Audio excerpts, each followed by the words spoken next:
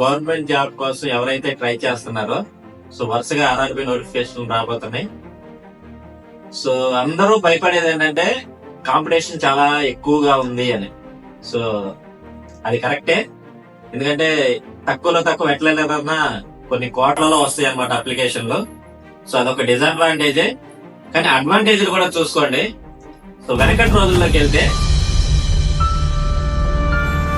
కూడా చూసుకోండి.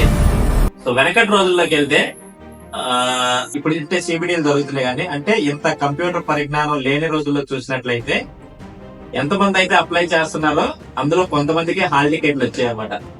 సో అంటే అందరికి ఎగ్జామ్ రాసే అవకాశం అప్పుడు ఉండేది కాదు. సో కొంతమందికి హాల్ టికెట్లు ఇవ్వడం జరిగేది. సో ఇప్పుడు అట్లా లేదండి, ఎన్ని కోట్ల మంది అప్లై చేసినా సరే అందరికీ హాల్ టికెట్లు వస్తున్నాయి. అంటే ఎగ్జామ్ రాసే అవకాశం అందరికీ కల్పించబడుతుంది. రైట్. రెండో అడ్వాంటేజ్ వచ్చేసి కరప్షన్ లేదండి. సో ఇప్పుడు అన్ని జెన్యున్ గా జరుగుతున్నాయి అనమాట. సో ఎవరికైతే ఎక్కువ మార్కులు వస్తే వాళ్ళకే ఉద్యోగం అనమాట. సో వెనకటి రోజుల లాగా కరప్షన్ ఏమీ లేదు. సో ఇప్పుడంతా కూడా ట్రాన్స్పరెంట్ గా జరుగుతుంది. సో ఎవరైనా డబ్బులు ఇస్తే మేము ఉద్యోగాలు ఇప్పిస్తామంటే మాత్రం నమ్మొద్దు. ఇప్పుడు అలాంటి పరిస్థితులు ఎక్కడా లేవన్నమాట, అంత జెన్యున్ గా జరుగుతున్నాయి. రైట్. మూడోది వచ్చేసి ట్రాన్స్పరెన్సీ. సో ఈ ట్రాన్స్పరెన్సీ అంటే ఇంత ముందు మీరు చూసినట్లయితే సో ఎవరైతే సెలెక్ట్ అయ్యారో వాళ్ళ లిస్ట్ ఒకటే పబ్లిష్ చేసేవాళ్ళు. అంటే నీకు ఎన్ని మార్కులు వచ్చినాయో తెలియదు, వాళ్ళకి ఎన్ని మార్కులు వచ్చినాయో తెలియదు. సో ఇప్పుడు అలా కాదండి, ఎన్ని కోట్ల మంది రాసినా సరే మీరు ఏదైతే ఎగ్జామ్ రాశారో మీ పేపర్ అన్నది మీకు షో చేయడం జరుగుతుంది. మీకు ఎన్ని మార్కులు వచ్చినాయో దానిలో చూపించడం జరుగుతుంది. అలాగే మీరు ఏ క్వశ్చన్ కి ఏ ఆన్సర్ పెట్టారో కూడా దానిలో చూపించడం జరుగుతుంది అన్నమాట.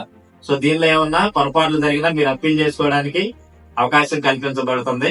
సో ఇంత ట్రాన్స్పరెంట్ గా ఎగ్జామ్స్ అన్నది కండక్ట్ చేయడం జరుగుతుంది. Next, right to information act. So ఇంత జరిగినా కూడా మీకు ఎన్ని మార్కులు వచ్చినాయి, నాకు ఎందుకు జాబ్ రాలేదు, వాళ్ళని ఎందుకు సెలెక్ట్ చేశారని అడిగే అవకాశం కూడా మీకు కల్పించబడుతుంది. దేని ద్వారా? సమాచార హక్కు చట్టం ద్వారా. ఈ సమాచార హక్కు చట్టం ద్వారా మీకు ఎందుకు జాబ్ రాలేదు, ఏ బేసిస్ మీద వాళ్ళని సెలెక్ట్ చేశారని అడిగే హక్కు కూడా మీకు కల్పించబడింది. రైట్. ఇది కూడా ఒక అడ్వాంటేజ్.